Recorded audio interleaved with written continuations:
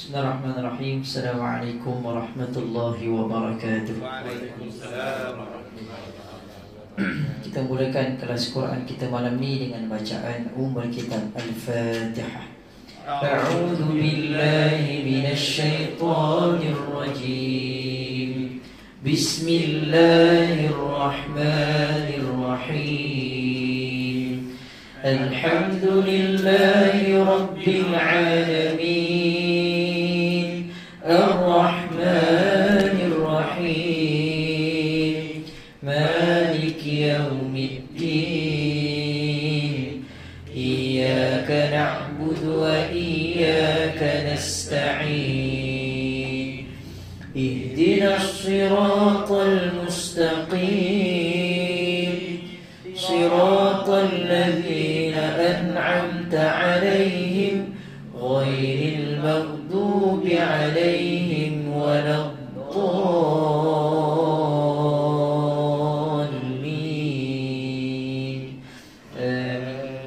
Bismillahirrahmanirrahim. Alhamdulillahi rabbil alamin.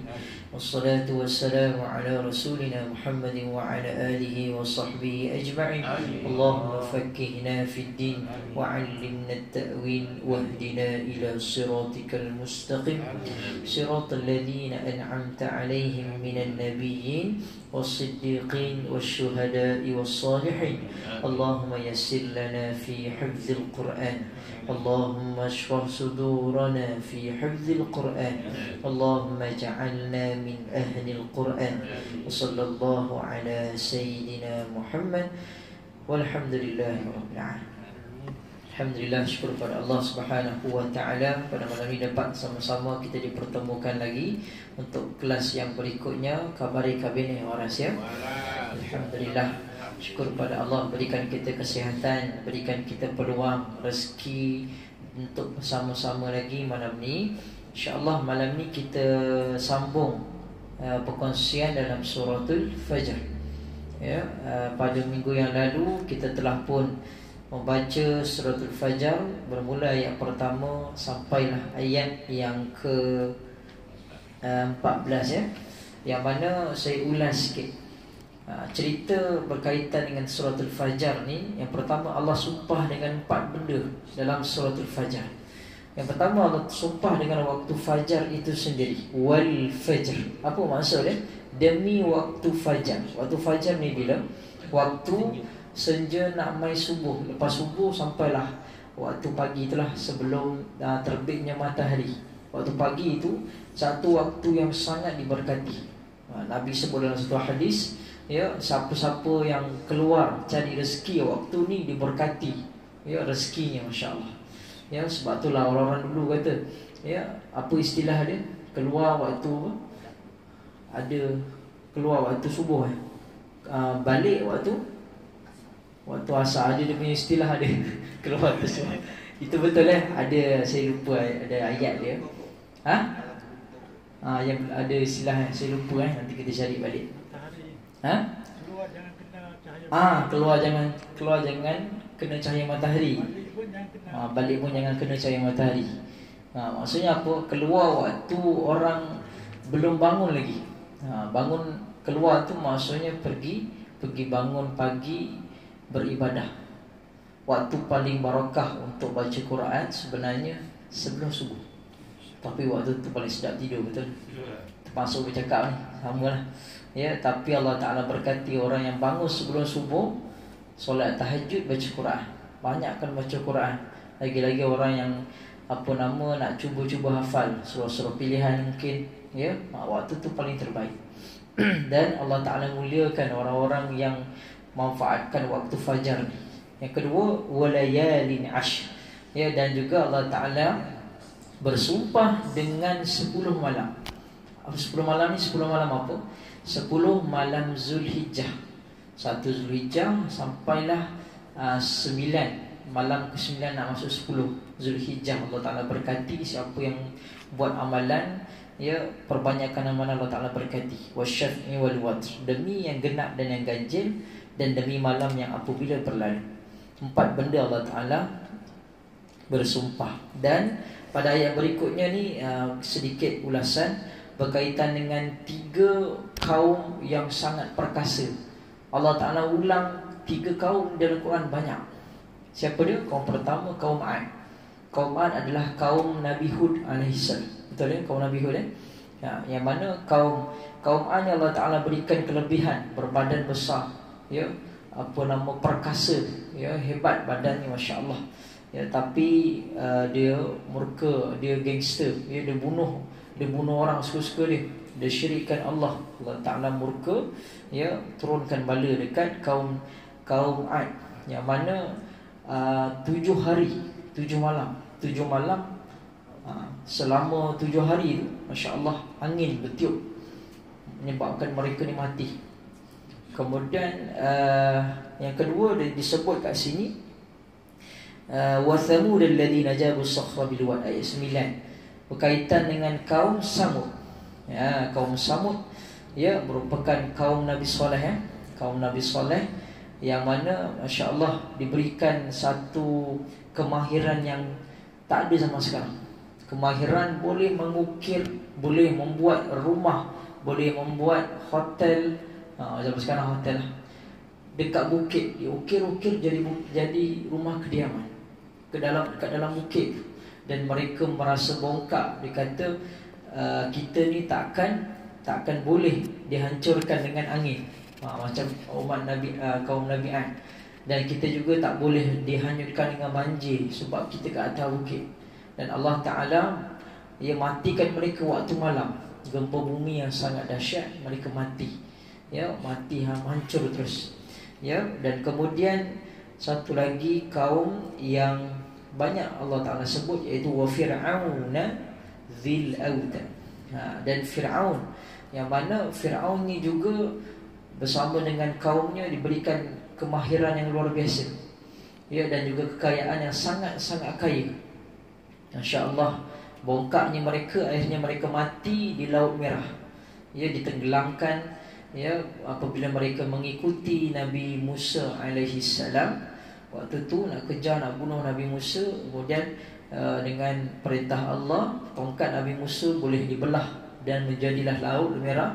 Dan akhirnya mereka ini tak sempat mengejar Nabi Musa. Allah Ta'ala telah pun menenggelamkan mereka, ya, kaum Fir'aun dan juga kaumnya. Dan itu 3 yang kita ceritakan minggu lepas. Hari ini kita masuk ayat berikutnya, dan saya kira ayat hari ini akan terjawab tadi soalan daripada kita punya masyayikh, Masya Allah, yang bertanya soalan. Ayat hari ini dia ada kaitan ni, nanti kita tengok, ya. A'udzubillahi minasyaitonirrajim. Fa'ammal insanu idza mabtalah rabbuhu fa'akramahu wa na'amahu fayaqulu rabbi akraman. Ayat ke-15 membawa maksud, maka berkenaan manusia apabila Tuhan mengujinya lalu memuliakannya dan memberikannya kesenangan, maka dia berkata, Tuhanku telah memuliakanku. Tuan-tuan mati Allah Subhanahu wa Ta'ala, ayat 15 ni Allah Ta'ala nukilkan dalam Quran untuk kita sama-sama ambil ibrah, ya, baik berlaku dekat kita ataupun tidak. Yang mana ayat kat sini menunjukkan bahawa ada manusia yang bila mana diberikan ujian, kemudian selepas ditimpa ujian tu, manusia dimuliakan pula oleh Allah. Maksudnya dulu dia susah, ya, tak ada orang pandang dia. Kemudian tiba-tiba dia jadi kaya, ya, dia ada nama, ada pangkat, ada harta yang banyak, dan dia dimuliakan oleh orang sekeliling.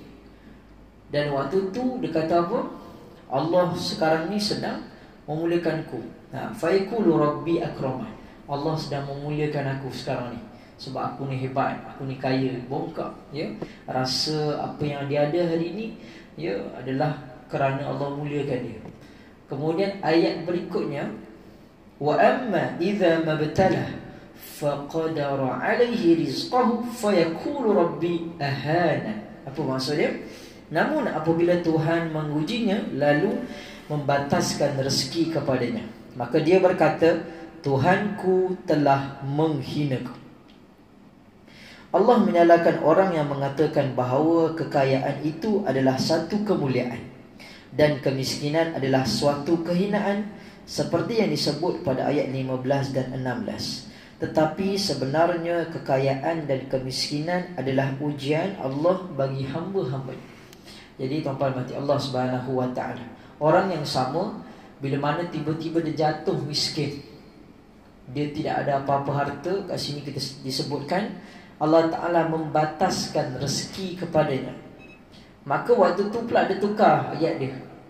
Kalau tadi awalnya dia kata Rabbi akraman, Allah memuliakanku. Tapi waktu dia susah, waktu dia rezeki kurang, waktu Allah membataskan rezekinya, dia kata apa? Rabbi ahana, Allah menghinakan aku. Sebenarnya Allah Ta'ala sebut di sini huraiannya adalah senang ataupun susah, dua-dua ujian. Ada orang diberikan ujian senang, kita tengok dia, ya Allah senang je hidupnya, tak pernah susah. Ujian untuk dia sebenarnya. Adakah dia betul-betul jaga hatinya waktu dia senang, ataupun dia rasa kesenangan ni sebab dia usaha sendiri. Ada orang pula memang kita tengok daripada dia kecil sampai besar selalu susah. Ada saya jumpa pelajar saya, daripada dia kecil, dia berkahwin, dia ada anak, sampai sekarang diuji dengan sakit. Ya, daripada dia kecil dia uji dengan sakit, dengan kahwin pasangannya pula sakit, kemudian bila ada anak, anaknya sakit, sampai sekarang masih lagi diuji dengan sakit. Sekejap anaknya sakit, ni sakit, ya. Ada pula seorang lagi itu pelajar saya juga, diuji dengan keluarganya itu selalu diuji dengan aksiden. Kalau bukan anaknya, suaminya. Kalau tak suaminya, diri dia sendiri, cucunya. Ustaz, hari ni tak boleh mengaji, anak saya aksiden. Mai bulan depan pula cucunya pula patah kaki. Saya kata, ya Rabbi, ujian kat keluarganya ni, ujian dengan sakit, patah kaki, cedera, aksiden, semua tu diuji macam tu. Jadi kat sini kita nak tengok Allah Ta'ala uji sesuatu tu berdasarkan kemampuan, ya. Allah Ta'ala uji manusia berdasarkan kemampuan. Cubalah kalau tuan-puan berada pada tempat orang tu, contohlah selalu patah kaki bersemua kan, kita tak sanggup. Tapi kalau dia sanggup, tak apa Ustaz, ini ujian Allah bagi kat saya. Maksudnya apa tuan-puan? Ujian Allah Ta'ala letakkan pada setiap manusia tu bergantung kepada kemampuan kita, ya. Kalau kita rasa hari ni kita ada kereta, motor tak ada, macam saya lah, kereta ada, motor tak ada. Motor tak ada contoh kan. Tengok orang naik motor pergi masjid ke surau, sonoknya, ya. Kemudian orang yang ada motor pula, kereta tak ada, sonoknya dah orang yang ada kereta ni. Kemudian orang yang ada kereta dah ada motor, seronok pula tengok orang naik basikal. Kalau lah aku ada basikal. So maksudnya apa? Sentiasa orang ni rasa tak syukur. Maksudnya apa? Kita rasa kalau lah aku ada ni, kalau lah aku ada ni, kenapa kita tak manfaatkan apa yang Allah beri? Ya, ada orang yang tak ada kaki terus, tak boleh jalan. Naik kursi roda je, tengok orang yang boleh berjalan, Masya Allah, syukur. Kaki Allah bagi ni boleh jalan, syukur, Masya Allah. Jadi tuan-tuan mati Allah Subhanahu wa ta'ala, jangan kita jadi dua golongan ni tadi, ya. Golongan yang mana bila dia sihat, bila dia kaya, dia sebut Allah muliakan aku hari ni, Masya Allah, aku dapat pergi surau, Allah muliakan aku. Bila mana kita sakit, ya, kita jadi pengusaha, ya Allah hinakan aku ni. Jangan macam tu. Dua-dua Allah Ta'ala uji. Dia bukan sebab hina, bukan sebab mulia, tapi ujian. Ujian. Datang surau hari ni pun ujian. Nak jaga hati tuan-puan. Hari ni datang surau, wish, hari ni aku datang surau lah. Tengok orang jiran sebelah tak datang, wah aku hebat ni. Nanti naik motor, sono kan. Hati tu kena jaga. Hati tu kena jaga elok. Ayat seterusnya, kalla bal la tukrimuna al-yatim. Sekali-kali tidak, bahkan kamu tidak memuliakan anak yatim. Huraian kat sini, tidak memberikan hak-hak anak yatim dan tidak berbuat baik kepadanya. Ini antara sifat orang-orang kaya, yang mana mereka suka menindas orang-orang yang lemah. Bukan sahaja orang yang anak-anak yatim, bahkan orang-orang miskin. Kenapa Allah Ta'ala sebut banyak kali dalam Quran berkaitan dengan anak yatim? Kerana orang yang kematian bapanya, ya, anak yatim ni Allah Ta'ala muliakan seperti Nabi. Nabi Muhammad SAW orang yang Allah Ta'ala muliakan kerana kehilangan ayah dia. Waktu dia lahir, dia dah tak ada ayah dia. Kemudian mak dia pula meninggal, yatim piatu. Jadi orang yang tak ada mak ataupun ayah ni hilang kasih sayang. Ya, tak ada kasih sayang. Contoh kalau tak ada ayah, hilang kasih sayang ayah. Tak ada mak, hilang kasih sayang mak. Maksudnya mereka ni perlu diberikan perhatian lebih. Ya, lagi-lagi kita dekat dengan anak yatim as-solihin, ya. Kalau ada rezeki lebih, pergilah ziarah. Walaupun saya ni dia anak yatim piatu, Ustaz.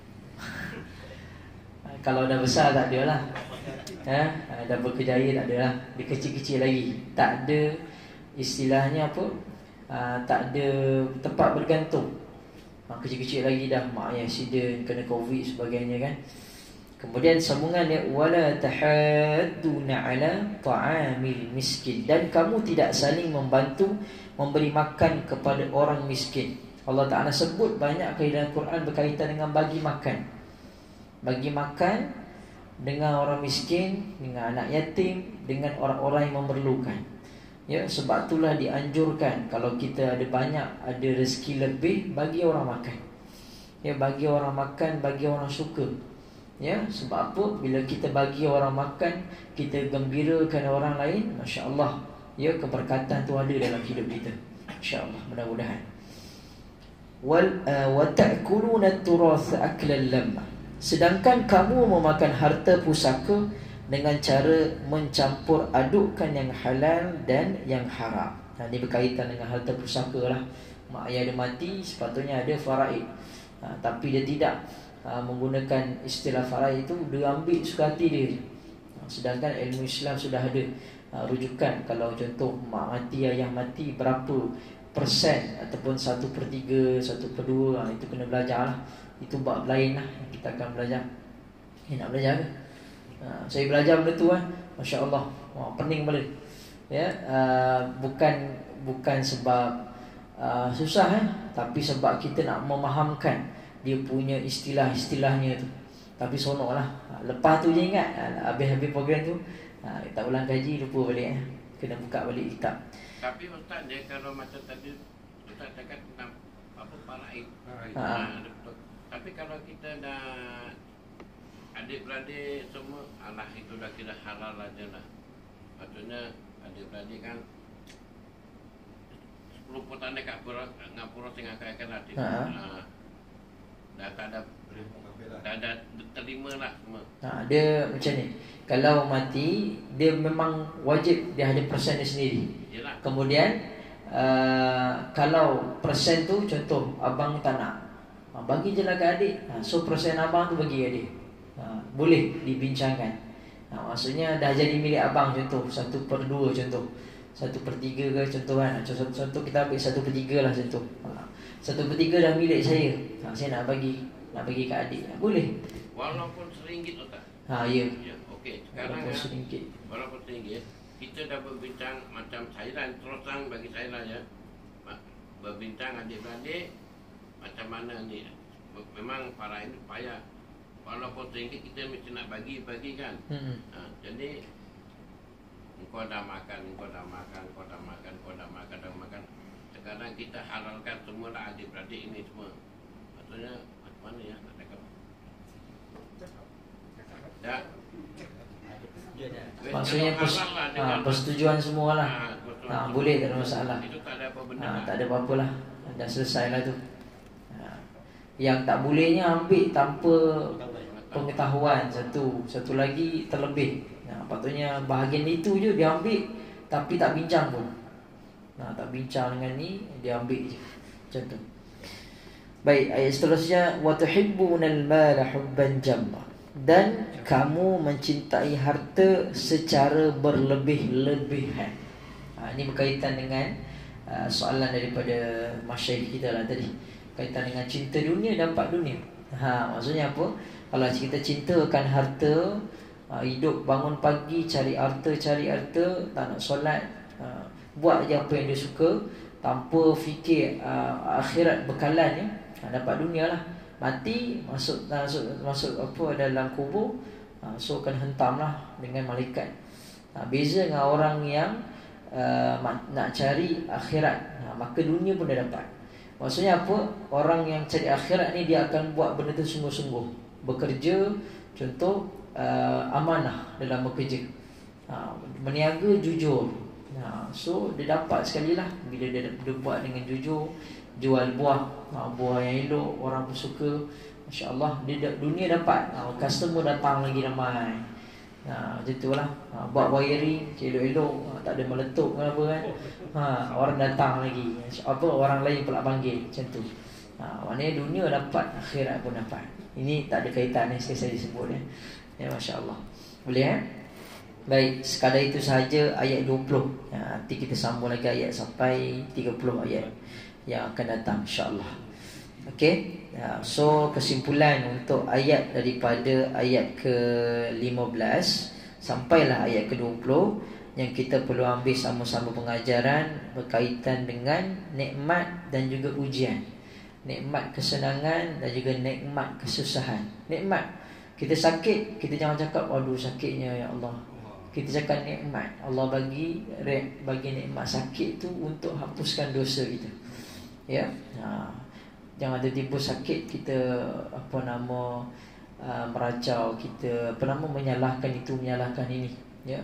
Kita redha ini untuk hapuskan dosa aku yang lalu-lalu, ya, yang sebelum-sebelum ni, insya-Allah Allah Taala berikan kemudahan, mudahkan urusan. Ya, insya-Allah. Dan akhir zaman ni saya tengok ramai orang bermudah-mudah dengan tak solat. Banyak sangat ya. Sekeliling kita yang kerja sekali dengan kita, ramailah. Sekarang ni kita tanya Islam ke? Islam. Solat? Sekejap lagi lah sampai sudah tak solat. Na'udzubillah, takut ya. Takut bila orang yang kita kenal rapat, kawan mancing ke ya, dan sebagainya, ataupun kawan main motor ke, memang tinggal solat, na'udzubillah. Takut apanya? Kita terpalit sekali nanti ke akhirat. Allah tanya, tak ada siapa yang tegur ke? Tak ada siapa yang tegur ke? Ni kawan aku kat dunia dulu tak tegur. Kena terbalik sekali, kena sekali ya. So tegur dengan cara bil hikmah. Tapi kalau ditegur kena sekali tu, kalau tak dimarah tak apa, kalau tak dipukul juga kita. Itu kena pukul juga. Kalau tak mampu cakap dengan mulut, bil perbuatan, dengan perbuatan bil hal. Dekat akhirat, dekat kubur besok ataupun kat akhirat, kenapa tak bagi aku, tak bagi tahu? Kita pun juga kena pukul juga. Kita kena juga kalau kita tak ada usaha nak bantu dia. Kalau kita ada usaha, macam sebelum ni lah ada seorang kawan lah tanya kan, macam mana nak bantu orang ni tak nak solat. Ya, macam mana dia buat? Dia share link pasal solat kat WhatsApp. Share link. Lama-lama kawan tu solat, tiba-tiba tersayang, dia minta maaf lah, tersend pula. Lama-lama dia tengok, lama-lama dia berubah dengan izin Allah. Kalau tak mampu cakap dengan mulut, ada phone, gunakan. Share link ataupun apa-apa yang kita boleh buat lah. Mudah-mudahan satu hari nanti dia tertengok, orang yang tak solat masuk neraka semua. Tertengok kan ustaz yang kuliah kan. Sebab kalau kita yang cakap memang kena lah. Mungkin ustaz lain tengok. InsyaAllah mudah-mudahan ya. Hari-hari dengan dia Hari-hari dengan dia. Itu pun satu hal juga sama lah. Situasi yang saya alami dan rakan-rakan saya alami lah. Macam mana nak buat? Doakan dia. Dan kalau boleh, waktu solat tu kan, contoh nak solat, kita tu cakap kena solat ni. Bukan cakap dengan dia, maksudnya dia kat sebelah, kita cakap dengan diri kita kuat-kuat, waktu solat sekarang ni, kena solat ni. Cakap macam tu, dengan niat kita nak tegur dia. InsyaAllah, mudah-mudahan. Jangan kita biarkan dia, bukan, tapi kita cuba bawa dia satu hari nanti insyaAllah. Contoh dia ada masalah akan datang, susah dan sebagainya, waktu tu lah kita cakap, lama kan tak solat kan, kita sembang macam tu. Tapi perlukan masa lah. Orang-orang yang ada pengalaman duduk sekali dengan orang yang tak solat ni, tahulah macam mana Wallahu'alam. Kalau sembang ni lama ceritanya dia. Okey, jom kita sama-sama perbaiki bacaan dan juga huraian tajwid.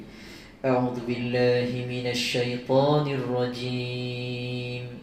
أعوذ بالله من الشيطان الرجيم. فأما الإنسان إذا ما ابتلاه ربه. Cuba.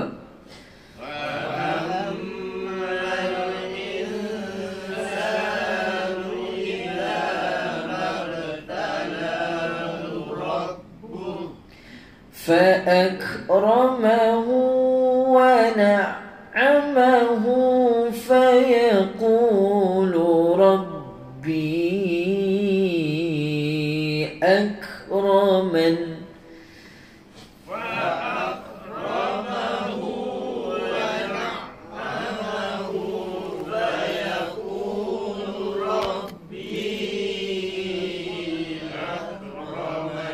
Bagus. Baik, ayat ke-15 ni, ya, yang pertama kita jumpa dengan wajibul ghunnah. Tekankan dengan kadar 2 harakat. Fa'ammal alif lam qamariyah ikhfa hakiki. Sa alif kecil ma asli. Nu iza za, lidah dikeluarkan sedikit. Iza, cuba. Iza. Lidah keluarkan sikit ya, huruf zal. Mabtalahu.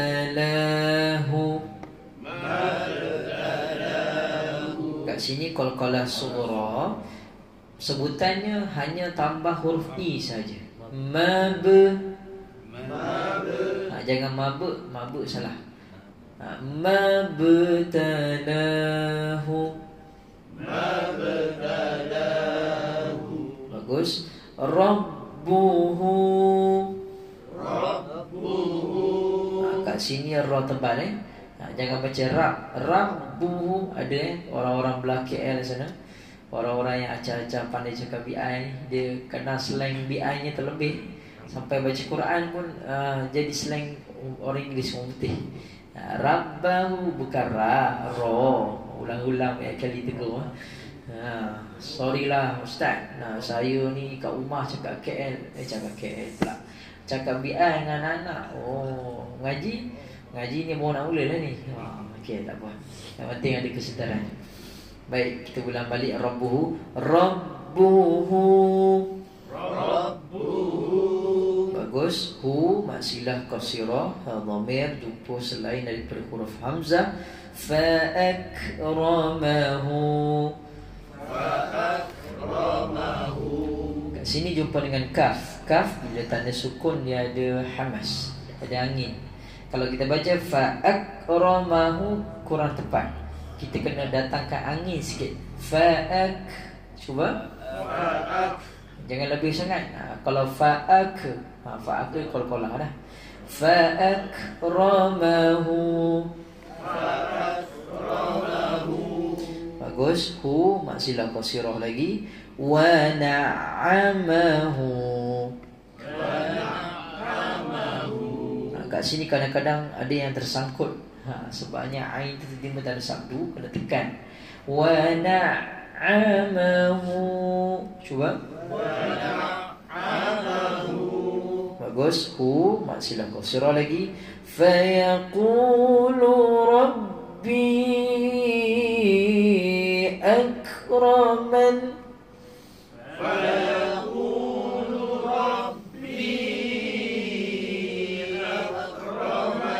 Bagus. Fayaku ma'asli lu rabbi majais munfasil.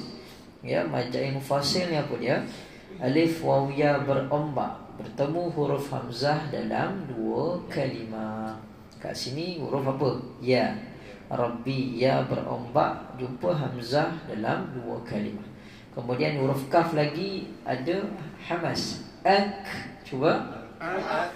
Akraman. Kemudian kat ujung ayat tu tiba-tiba ada nun bari kasrah. Nak baca macam mana? Kalau huruf dimatikan. Kalau huruf di ujung ayat, automatik dia akan jadi tanda mati, tanda sukun. Maka kita baca akraman. Tapi kalau tiba-tiba kat ujung ayat tu huruf nun ada tanda sabdu dengan baris lain, dia akan jadi panjang, jadi wajib gunnah. Contohnya dekat nun ni ada sabdu, dia akan jadi akraman. Contoh. Tapi ni tak ada sabdu kan. Nanti kalau ada kita tengok contoh ni. Boleh? Okay, kita baca sekali lagi. فَأَمَّا الْإِنسَانُ إِذَا مَا ابْتَلَاهُ رَبُّهُ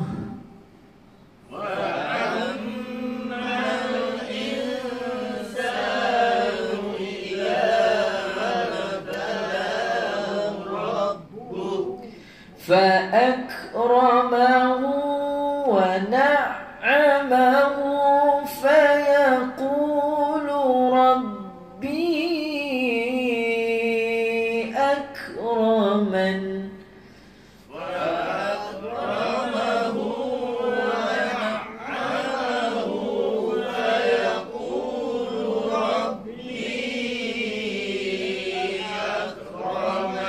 Bagus. Seperti saya sebutkan minggu lepas lah, kalau ayat yang berkaitan dengan teguran Allah apa, kita semangat. Semangat. Dia berkaitan dengan azab Allah, kita baca lenggok dia lain sikit lah. Okay. Ayat seterusnya, wa amma idza mabtalahu faqadara alaihi rizqah.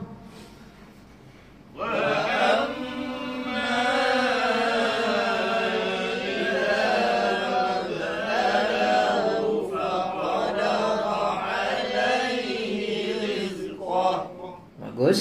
Wa amma wajibul gunnah, wajib dengung dengan kadar 2 harakat. Ma majais munfasil, huruf mad alif berombak jumpa dengan hamzah dalam 2 kalimah. Iza alif tidak berbaris ma asli. Mab qala sugrah lagi, maka be ya, bukan be. Mabtala. Cuba. Mabtala. Tala la alif kecil ma asli hu. Faqadara alai jumpa huruf lin, maka lembutkan sebutan alaihi. Rizqah. Kat sini jangan terlantun ya. Riz, tak mau riz. Rizqah. Cuba. Faqadara, Allah menyekat, membataskan rezeki. Faqadara alaihi rizqah. Okey, sambungan. Fayaqulu rabbi ahanan.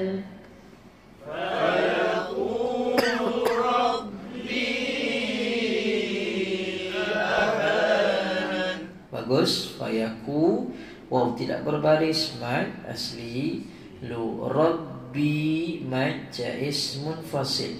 Mad jaiz munfasil ialah alif wawiyah berombak jumpa huruf hamzah dalam 2 kalimah. Kat sini huruf ya berombak. Alif kecil mad asli ahanan. Baca jelas di hujung ayat. Sekali lagi kita baca. Wa amma idza mabtalahu faqadara alaihi rizqah.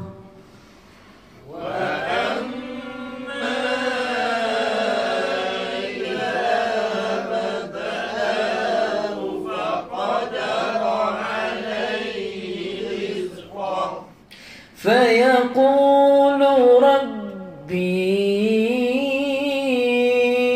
أهانن.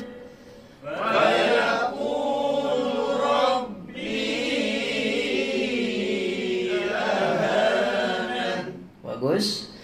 Kalla bal la tukrimuna al-yatim.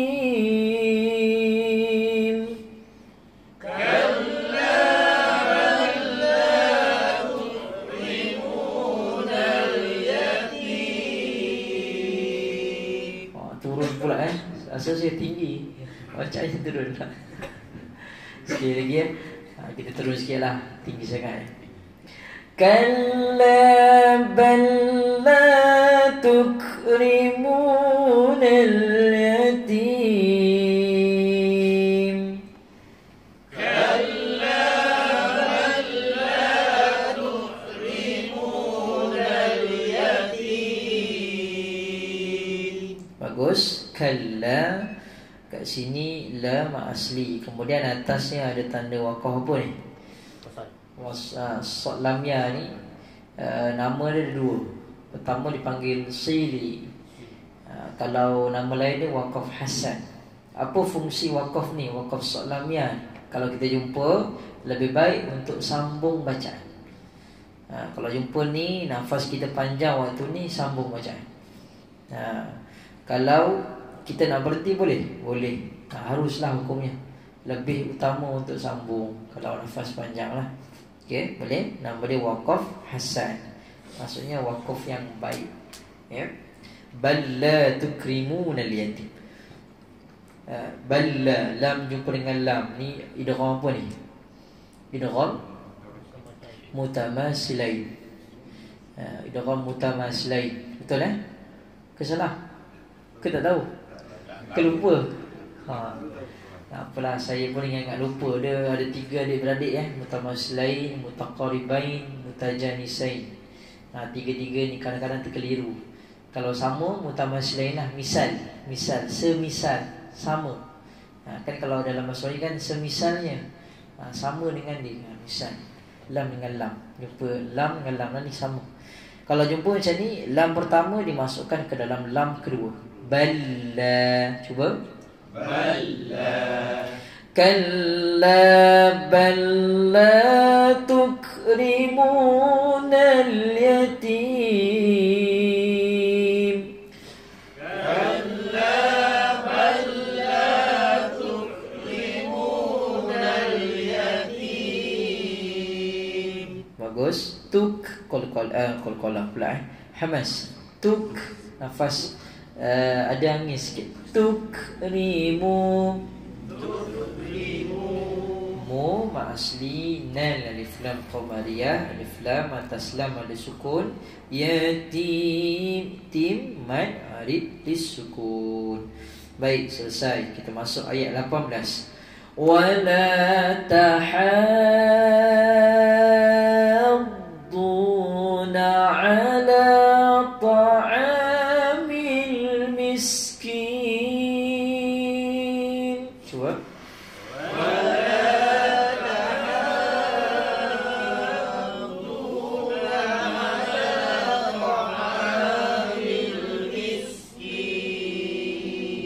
Baik, kat sini wala lam asli tahad jumpa dengan apa?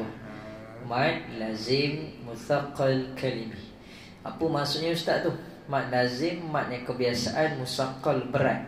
Kalimi kalimah tersebutlah. Kat mana yang beratnya? Ha nak masuk dekat dha. Wala tahaddu.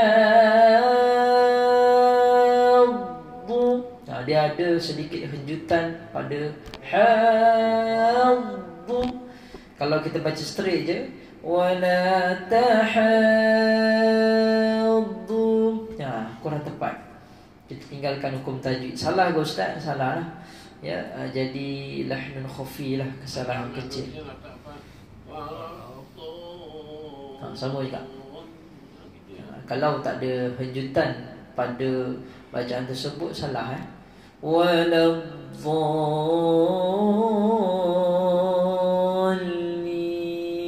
Sikit pun ada.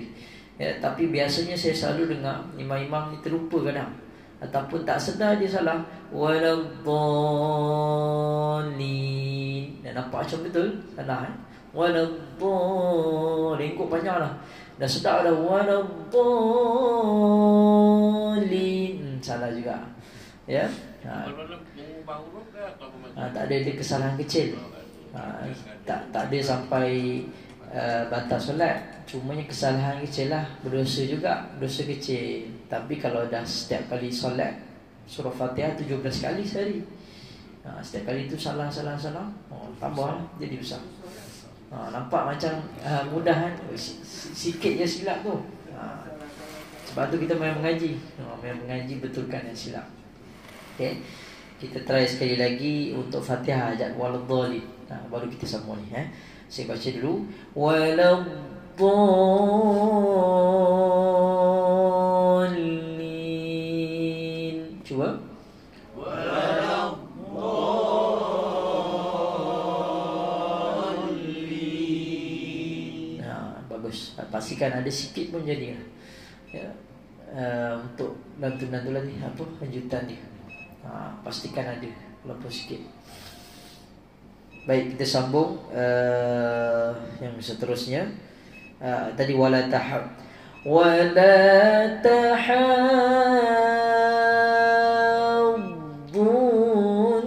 ala ta'amil miskin. Cuba.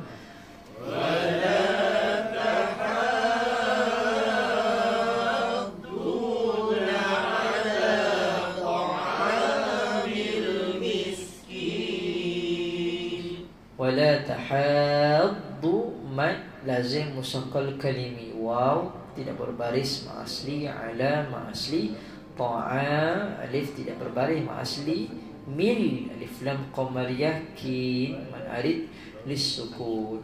Boleh? Baik, kita sambung ayat seterusnya. Ustaz, dia tanya sikit. Okey, boleh sila. Dia macam saktah ke tertahan sikit? Macam mana? Walau dia macam saktah sikit. Tak ada saktah. Waladdu. Dia lidah tu akan, dia ada nama dia. Nanti saya tengok balik. Ada istitalah tak silap saya. Nanti saya tengok balik. Dia punya sifat dia iaitu perletakan lidah pada gigi geraham, sama ada kanan atau kiri. Waladdu. Kalau sakta ada 2 harakat. Waladdu. 2 harakat. Lama. Wala apa ni? Subhanallah. Rupanya semput kan. Hilang suara. Sikit je. Waladdu. Lidah tu sempat menempel ke kanan atau kiri lah. Kalau yang ke kanan, teruskan ke kanan lah. Kalau ke kiri, ke kiri. Waladdu. Cuba. Dia tak ada lama sangat. Sekadar serong kejap tu patah balik.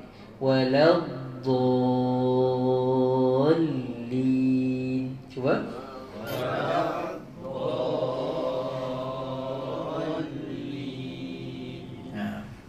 Tapi ada juga yang buat macam tu, dia dengan saktah. Ada juga salah tu kena tegur. Salah, tak boleh. Ya, itu tambah hukum tajwid kat situ. Terputuslah dia. Terputus ayat dia. Kecuali memang hukum tu ada dekat ayat tersebut, ada sin tu, baru kita buat. Kalau tak ada, tak boleh buat. Suka-suka hatilah. Kesalahan kecil juga, ya. Baik, kita sambung kat mana tadi? Miskin. Ayat seterusnya.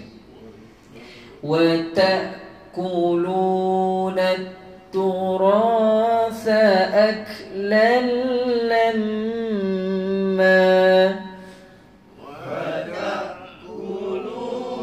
التراث أكلا لما. Baik, kat sini kena berhati-hati ya. Sebutan yang pertama dekat wata. Kat sini kadang-kadang ada yang selalu menekankan wata'kulu jadi ain, salah wa ta'kulu kemudian kaf jadi qaf. Wa ta'kulu, wah tebal pula. Salah ku ka kakiku. Coba sambungan dia. Ingat lagi ya. Di mukamu dengan buat betul. Baru ni saya program dekat Masjid Kemusawah Tahsin Fatihah. Saya buat je tu, semua ketawa tiba-tiba ada pakcik tu angkat kaki. Pakcik sabar pakcik, jangan buat betul. Ini formula je. Semua ketawa dekat surau tu, dekat masjid tu Dia saja happy go lucky. Seronok dia mengaji Fatihah. Baik. Itu sekadar formula Jangan buat betul. Nanti balik, hari ni mengaji apa bang? Kat surau. Kakiku di mukamu. Ini mengaji Quran ke nak ajak gaduh lain pula saja selingan. Kita sambung. Wa ta'kuluna. Cuba. Wa ta'kuluna. Kemudian masuk dekat ta. Wa ta'kuluna turas. Cuba. Wa ta'kuluna turas. Ni kalau bonti, kalau sambung ra lah Wa ta'kuluna turasa aklan lamma.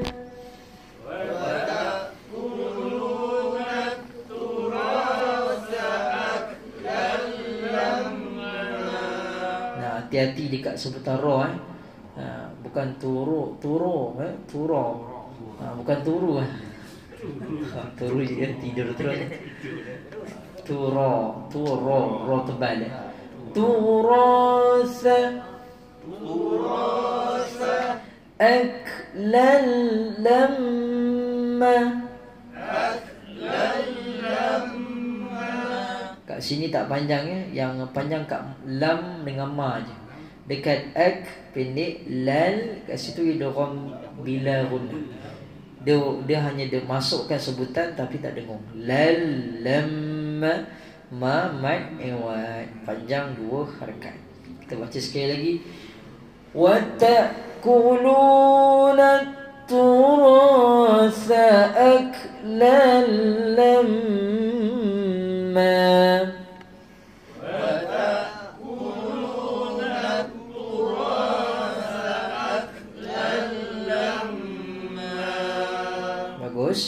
Ayat terakhir wa tuhibbuna